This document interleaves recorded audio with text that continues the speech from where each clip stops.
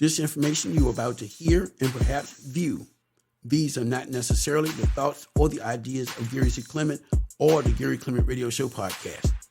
We are in no way, shape, or form affiliated with the parties this story is about or was interviewed for. Parts of this content may not be owned by or the property of the Gary Clement Radio Show podcast, G2 Network Media, or any other company we are affiliated with, and this information is strictly the opinion of those being interviewed.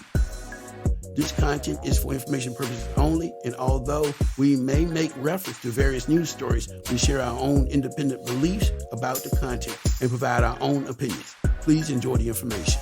Yes, this is Gary Clement from the Gary Clement Radio Show and Podcast, and today we are here to introduce to some and reintroduce to others a gentleman who's worked in the gospel music industry for a long time. His principal form of gospel, I guess you could say, is traditional. Traditional gospel has been an art form that some say will never go away. It's the music that my mother, my aunts, my uncle grew up with, and the same thing pretty much in my life. So today on the show, we have a producer of the old school kind of gospel that many of you recognize. And we are welcoming Mr. Ray Braswell. How are you, sir? All is well, Mr. Gary. I'm doing well. How about you? Okay, very good, very good. Okay, so first of all, just tell us about your career in the music, I guess you could say in the Southern gospel or the old school gospel arena. Talk about that, please. Well, I started when I was 17 years old. I went on straight out of high school. I always wanted to play professionally, and I was blessed to be able to become a part of one of the old legendary singers. He passed away. His name is Mr. Charles Johnson, and at that time he had a group called Charles Johnson and Revivers, and on the Southern gospel side. And originally he's one of the original Nightingales, sensational Nightingales. So I was blessed to be a part of his group. Touring at the age of 17, and this was back in '97. So, I'm like 2 months probably out of high school. I get a call to audition for him, and here I am on the road. My first tour was 22 days in different states every night. Never been away from home like that, but I was blessed to be a part of that outfit. So God has just been good to give me the ability and the opportunity to be with some legendary groups. So that's where it all started. I see. Okay. So a part of that, I guess, like I said, being out on the road or whatnot with, all these older gentlemen, seeing the industry from the inside, for all that time. What has been the most valuable thing that you picked up from, those experiences years ago? Well, one of the most valuable things that I appreciate by being around those older guys was just learning how to be a man of integrity and having some professionalism. Like, I'm not the one that have to look like a bum and have baggy jeans or whatever. So it's like wherever you go, especially being at a show or at a church, is making sure that you have a nice suit, you have on a nice shirt and tie, nice shoes, and even if you're not going to be suited up, whatever that you wear, is you're wearing it with cleanliness and just making sure that you are just setting an example and looking professional. It's always, a friend of mine used to say, his name is Maurice Morgan. He would always say, hey, if you don't have no money, what we're going to do is make sure we look like money if we can't smell like it too. So, so I just, been around those guys just taught me some ethics about the industry and just being professional at all times, because you never know who's looking, who's paying attention to you. And it's just being, when you're in an environment, whether you're a millionaire or not, if you're surrounded by them, at least you can fit in with them by looking like them as well. I see. Right. Okay. So, just when you look at today's artists, you listen to some of the music, what comes to your mind exactly? Oh wow, that's a good question. Well, the first thing is I always look at the listen for the content of the song. You know, what is the song saying? Does it make sense?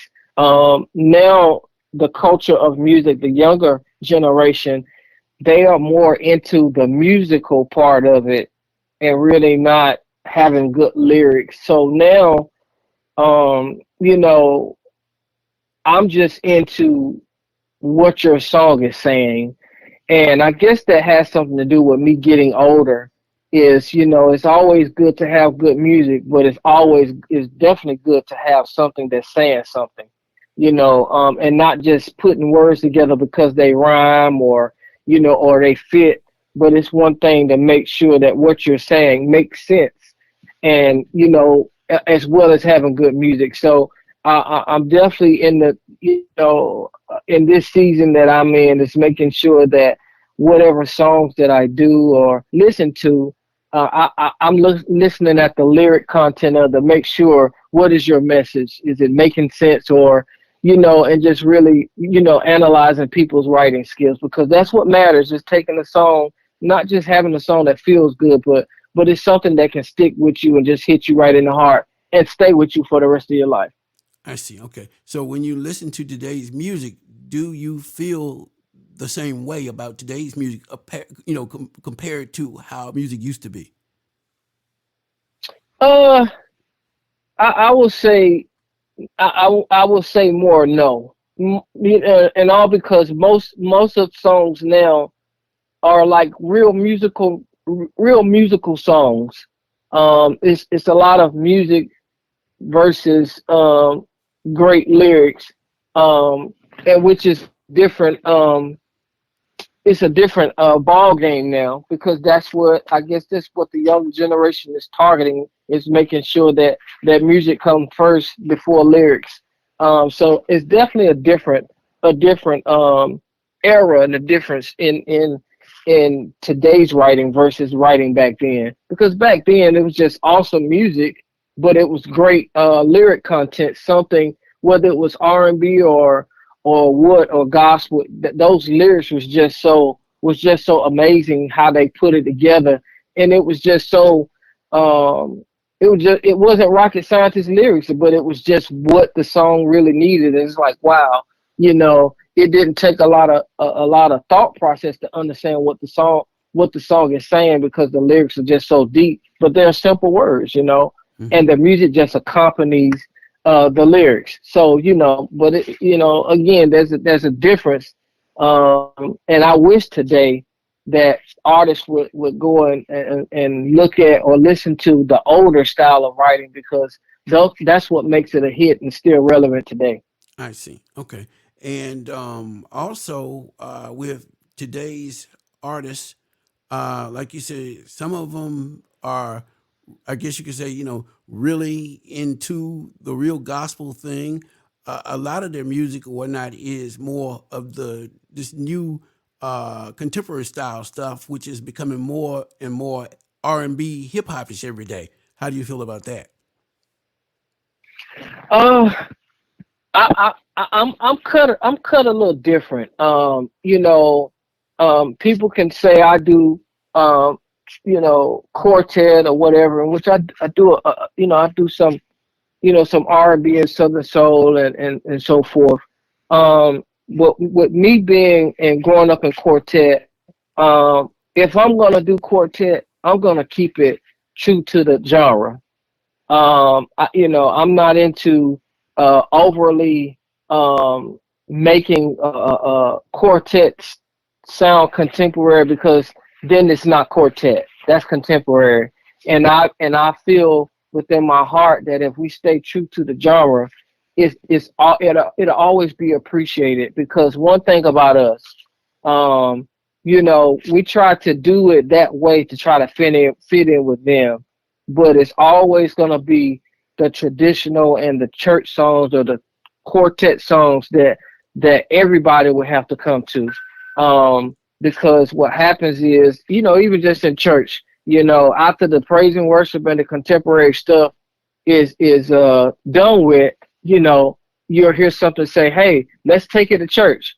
And when they take it to church, you go right back to quartet or traditional gospel. So with me, I'm gonna always keep it true to the genre, versus, and it's either you like it or you don't.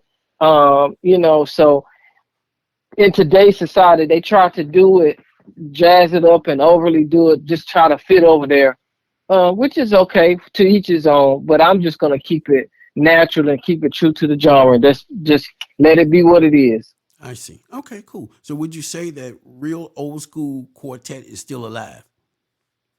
Absolutely, absolutely. There's a whole lot of people, even the R&B pop acts. Their roots is traditional, and they still love it. You know, they may not have a job in it, but they still love it. This is just like their roots. So, and with that, with knowing that it'll never die, to never die, to never go away, because it'll always be in you. I see. Okay. When we first met, you had Remarkable Studios. Do you still have your studio, or are you still operating? Absolutely. This is my 29th year in business. I believe when we met, it was Remarkable Studio, Hmm. but now we're Remarkable Music, because not only are we a studio, but we're actually a record label, as well. Cool. So um, we try to do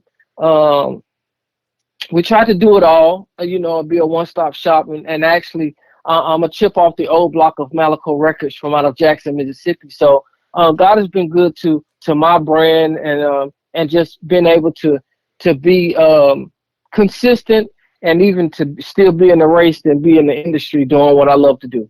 I see. Okay. Now tell me, like we spoke earlier about this new technology. Tell me how this new technology has changed what you're doing. Oh my God. Yeah. Well, I will say this. Um, the new technology, it has helped and it has hurt. With me being in business with recording, I started on a 4 track, and it was analog. Hmm. Um, Hmm. and back then it was real expensive to get a studio. So now, because of technology, Hmm. technologies have made recording affordable. It seems like everybody with that's a musician, or they all they need is a laptop and a microphone, and they have a recording studio. Right. So Hmm. that's the difference in today, versus then with the technology, because um, it just have skyrocketed so much that it hurts, but then it also helps too. But it more hurt because everybody has a studio with a laptop and a microphone, but not and a lot of people don't. They try not to go to the studio because they just try to do it themselves. So so the difference in technology has definitely changed a lot. And like I say, it has helped because it helps me to work better and do what I do better. But at the same token, everybody, they can do it at their house. You can record at home and email tracks, and versus back in the day, it was like, you have to get the reels, from the studio and go to another studio or whatever. So it's definitely changed a lot, but it's good. It has its pros and cons. I see. Okay. So do you miss the old days? I really do. I really do. It's nothing like, especially recording on 2 inch, reel to reels with that warm analog sound, versus now, you can just get a plug in and stick it on a track, and to emulate the analog sound. So, for tape saturation. So, but I miss those old days and just how I recorded, especially with back then, when they would do recording sessions, they would record with full bands. Now it's like, you have a drummer that's maybe in Mississippi, and a guitar player that's maybe in New York, and just sending files to come up with the track. So So it has changed a lot, you know. Right. And I wish it was back like it was back in the day, because that made the recording and the experience so much valuable, because it was nothing like having everybody in the same room cutting a record, you I, know? I see. Different kind of experience now. Absolutely, absolutely. Right. Okay. Cool. So COVID-19, it came, it created a lot of good things and a lot of bad things. What did it do for you? Oh, well, COVID really, on the flip side of it, it made me appreciate life even more. Um, and Because, I went through, I actually caught COVID as well. But it really tested my faith, and really put me in a mindset that you can be here today and gone today. But at the same token, with far as with workflow, work was real. It was scary. And I just thank God that I was able to sustain through the pandemic. Because at that time I had just relocated in a new facility. Uh, and work was picking up, and then all of a sudden when COVID hit, it's like everything shut down. So it was like, that time really tested my faith, because I didn't know where my next check was coming from. Touring had stopped because no one was doing tours no more because of the pandemic. But it just made me appreciate life even more, because I lost a whole lot of friends and family. But at the same token, I appreciate even life more because, God was able to show himself strong, and to keep me through all of this COVID stuff, because it was a real scary time. But it just tested my faith, and really, I was able to strengthen my relationship with him, and really depend on him, versus depending on whether you have a show the next week or this and that and the third. So I don't take it lightly, and I was just blessed to be alive and be able to sustain the pandemic. I see. Okay. You mentioned also having a new record label now. Who are some of the artists on your label? I have some new artists that I'm working with. A couple of artists, Ruth Black and the Harmonettes from out of Alabama, Drake and the Harmonizers, and I'm actually in the process of signing a group as we speak. So, so Remarkable Music is striving. I'm actually putting out a compilation coming out soon with a lot of familiar artists that that you all may know.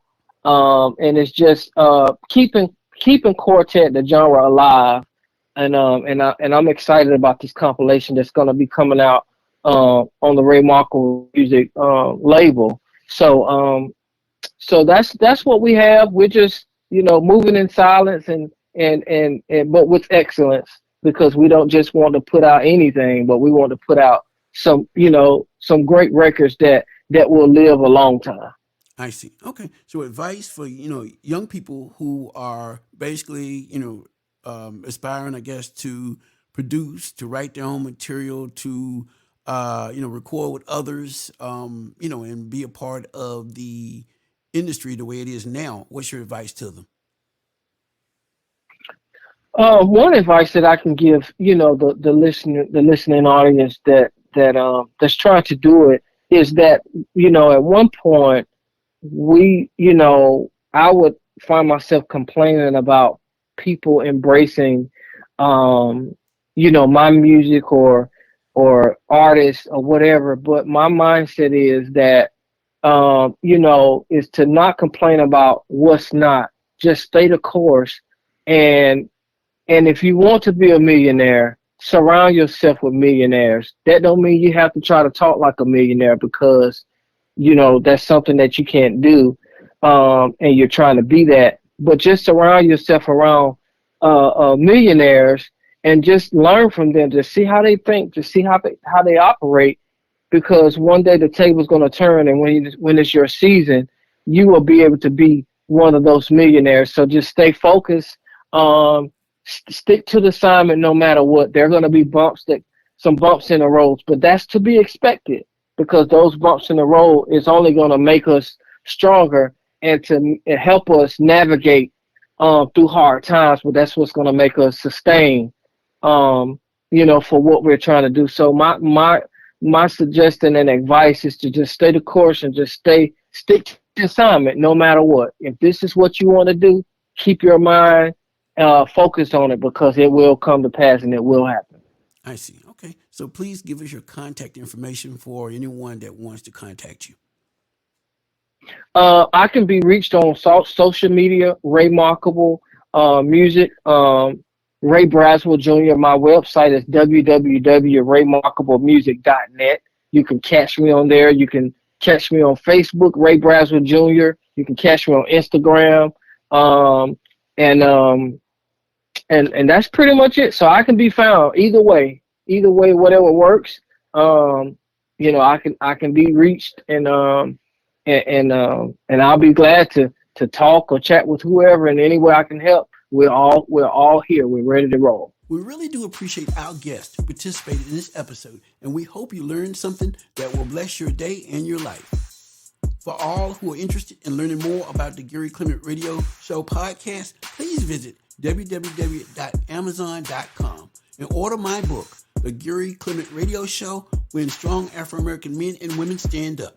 It covers everything about us and features a variety of Afro-American personalities who speak out about the importance of education and literacy in the Black community.